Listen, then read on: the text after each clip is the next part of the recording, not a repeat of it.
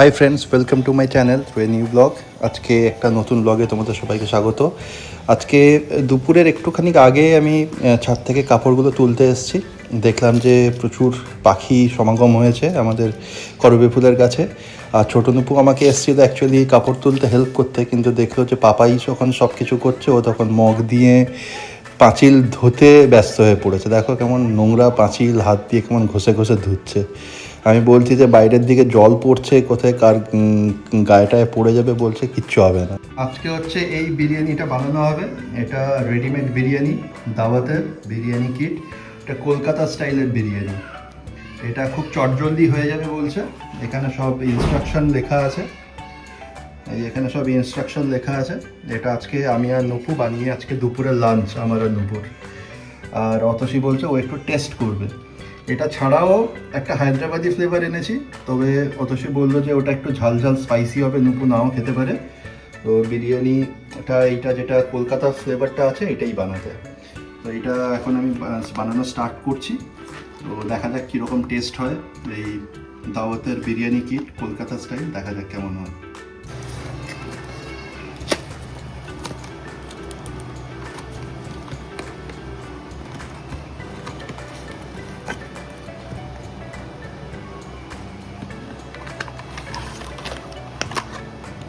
এটা হচ্ছে বিরিয়ানি পেস্ট, সব মশলা যেগুলো আছে সেগুলো সব পেস্ট রেডিমেড করা আছে।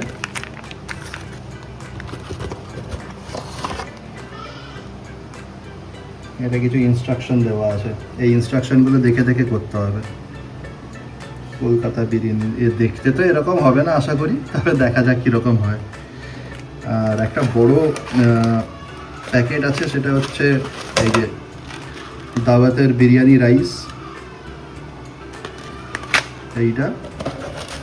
আর কিছু মানে শুকনো কিছু শুকনো মশলা আছে, তেজপাতা আর হচ্ছে লবঙ্গ এগুলো আছে। আর এইটা একটা কিছু আছে, এইটা মনে হচ্ছে বিরিয়ানি মশলা।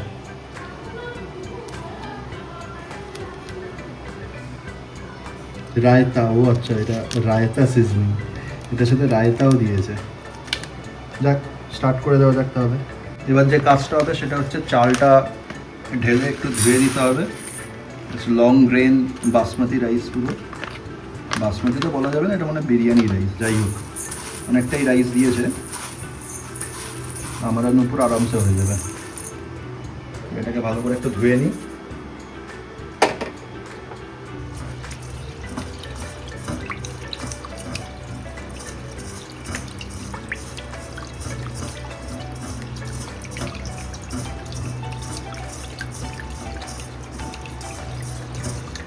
অনেকটা সাদা জল বেরোচ্ছে, ওটাকে ফেলে আরও ক্লিন করতে হবে। চালটা ক্লিন হয়ে গেছে, ধুয়ে দিয়েছে একদম, চাল পরিষ্কার হয়ে গেছে।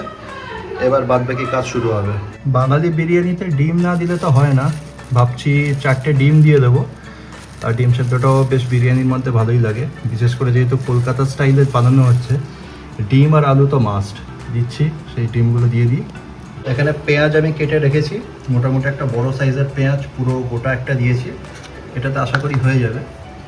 আর চালটাকে ধুয়ে হালকা জল দিয়ে সোক করে রেখেছি, 30 মিনিটের মতো রাখতে হবে। 15 মিনিট অলরেডি হয়ে গেছে। আর এখানে হচ্ছে ডিম সেদ্ধ হচ্ছে, 4টে ডিম দেবো, চলছে এখন। ফ্রাইং প্যানে একটু সাদা তেল দিয়ে দিয়েছি। এবার পেঁয়াজটাকে ভাজা করতে হবে গোল্ডেন ব্রাউন, তো সেটাই লেখা আছে, সেটা এখন করবো। আর প্লাস আলুটাকেও ভাজতে হবে।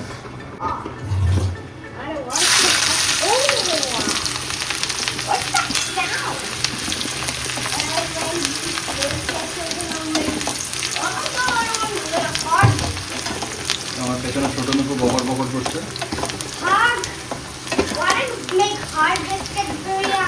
যখন থেকে শুনেছে যে বিরিয়ানি হচ্ছে, রান্নাঘর থেকে যাচ্ছেই না ছোটো নুপু।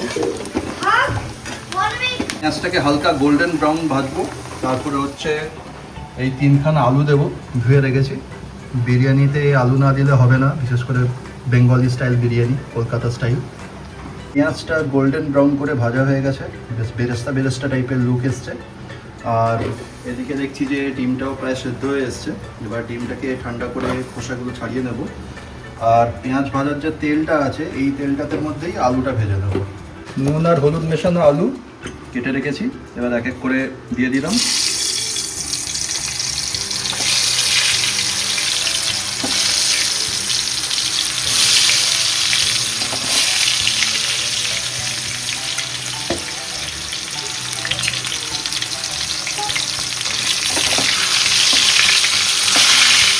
হালকা করে ভেজে নিতে হবে।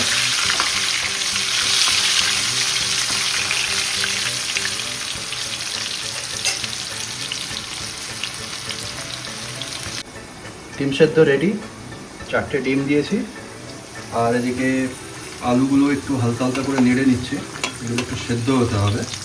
সেই জন্য ফ্লেমটা একদম ধিমে তালে করে দিয়েছি, যাতে খুব ডিপ ফ্রাই হয়ে না যায় আর ভেতরটা কাঁচা না থাকে। একদম প্রপারলি যাতে আলুটা একটু ঠিকঠাকভাবে ভাজা হয়, সেই জন্য হালকা ফ্লেমে আলুটা ভাজছি।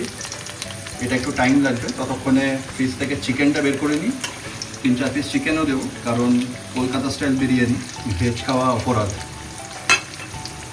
ইনস্ট্রাকশন অনুযায়ী একটা হাঁড়ির মধ্যে 1 লিটার জল দিয়ে নিয়েছি।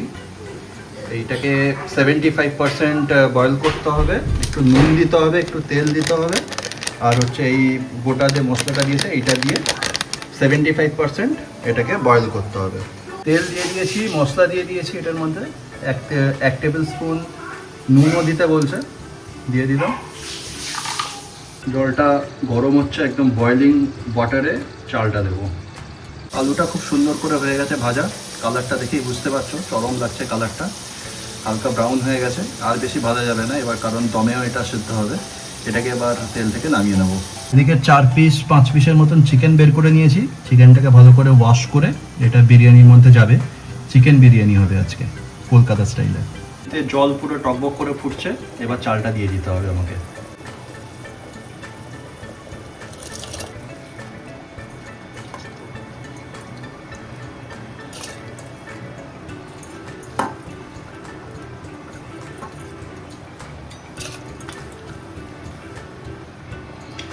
রাইস দিয়ে দিলাম, এটা 6 থেকে 7 মিনিট ফোটাতে হবে।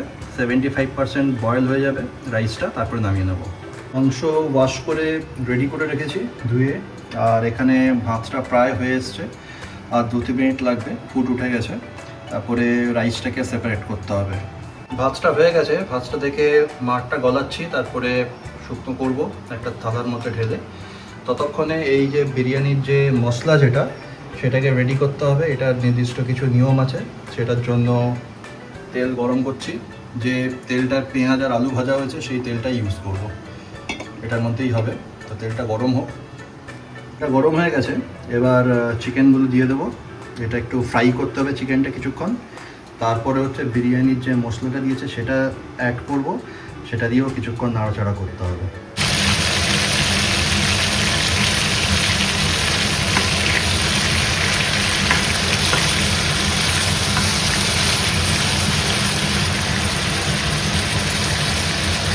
মোটামুটি অনেকটাই ফ্রাই হয়ে গেছে চিকেনটা। এবার বিরিয়ানির যে মশলাটা সেটা অ্যাড করবো এটার মধ্যে।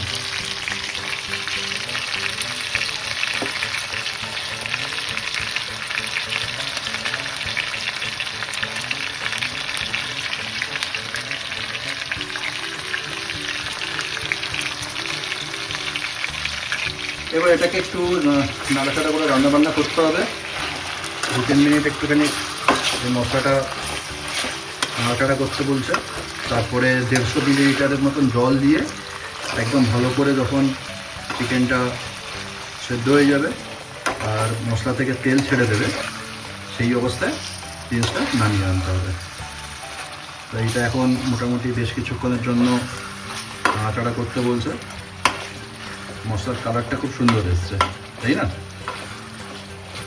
ভালো লাগছে দেখতে। এই হচ্ছে রাইস, এটা ঠান্ডা করতে বসিয়েছি। আর ভেতরে যত ওই সেদ্ধ তেজপাতা এলাচ এগুলো ছিল, এগুলো সব বের করে নিয়েছি। এবার মশলাটা তৈরি হয়ে গেলে দমে বসাবো। বেশ 5-7 মিনিট বসানো হয়ে গেছে। এবার আমাকে বলছে 150 মিলিলিটারের মতন জল দিতে, তো দিয়ে দিলাম জলটা। এবার এটাকে ভালো করে সেদ্ধ করতে হবে যতক্ষণ না তেল ছাড়ে। জল দেওয়ার পরে এটাকে সেদ্ধ করছি, ভালো করে ফোটাচ্ছি, এরকমই বলেছে করতে। যখন তেলটা ছেড়ে আসবে, জলটা একদম শুকিয়ে যাবে, তখন দিস মশলা ইজ রেডি হয়ে গেছে। আমি চিকেন আর আলুগুলোকে গ্রেভি থেকে আলাদা করে একটা জায়গায় রেখেছি, কারণ এগুলো দম যখন দেবো তখন হাঁড়িতে সাথে কাজে লাগবে। এটা হচ্ছে গ্রেভি, এরকম দেখতে হয়েছে। রাইস, ডিম, বেরেস্তা। চলো এবার হাঁড়িটা সাজানো যাক দমে বসানোর জন্য। এবার ফাইনাল প্রিপারেশন, দম বিরিয়ানি বানানোর, দমে বসানোর প্রিপারেশন। যে হাঁড়িতে ভাত হয়েছিল সেই হাঁড়িতেই বিরিয়ানিটা বানানো হবে। তো এগুলো সব একে একে ইনগ্রেডিয়েন্টসগুলো দিতে হবে। ফার্স্টে মশলাটা দেবো যাতে নিচে দমে লেগে না যায় ভাতটা, তার উপর ভাত, আর এগুলো সব সাজিয়ে দেবো বেরেস্তা টেরেস্তা দিলেই ডান। 10-15 মিনিট একটু দমে দিতে হবে, তারপরে বিরিয়ানি রেডি হয়ে যাবে।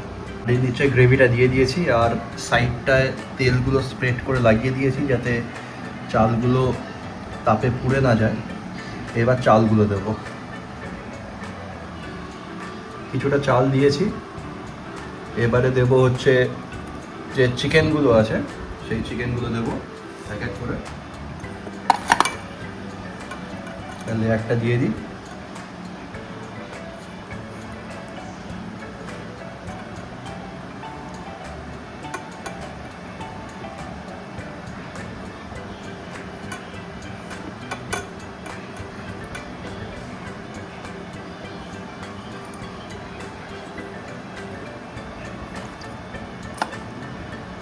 জানি না কেমন হবে,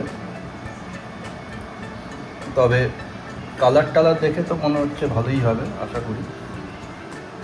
এবার যখন হবে তখন খেয়ে লোকে বলবে, বিশেষ করে অতসী আর নুপু। তো এইটা লেয়ারটা দিয়ে দিয়েছি, এর উপরে একটু ভাত আর একটু দিয়ে দেবো। ডিম দিতে হবে, ও আচ্ছা ডিমটা বাকি আছে, ডিমগুলো দিয়ে দিই।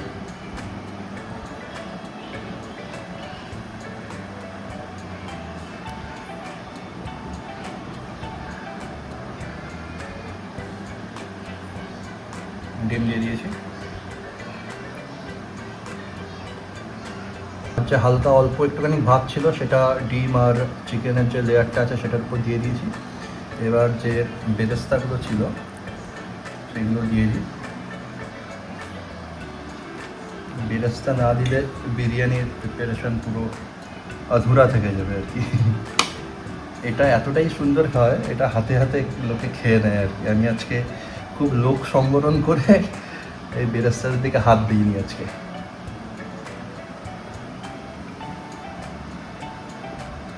এই হচ্ছে ফাইনাল লুক।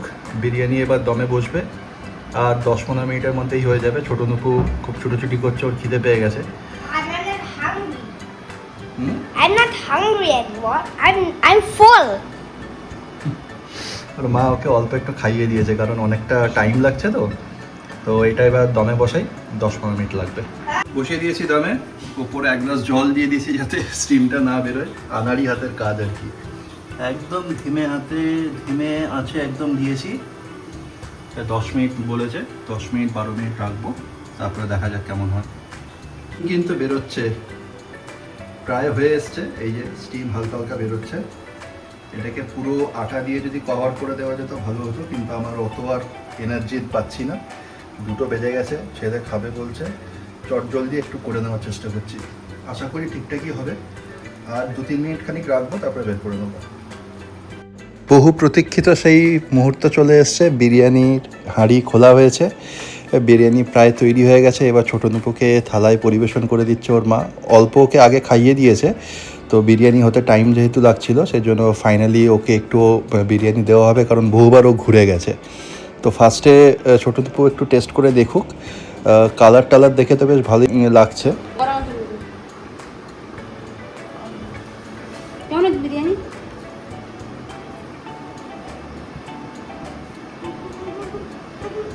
সত্যি মজা হয়েছে, ভালো হয়েছে, টেস্টি লাগছে।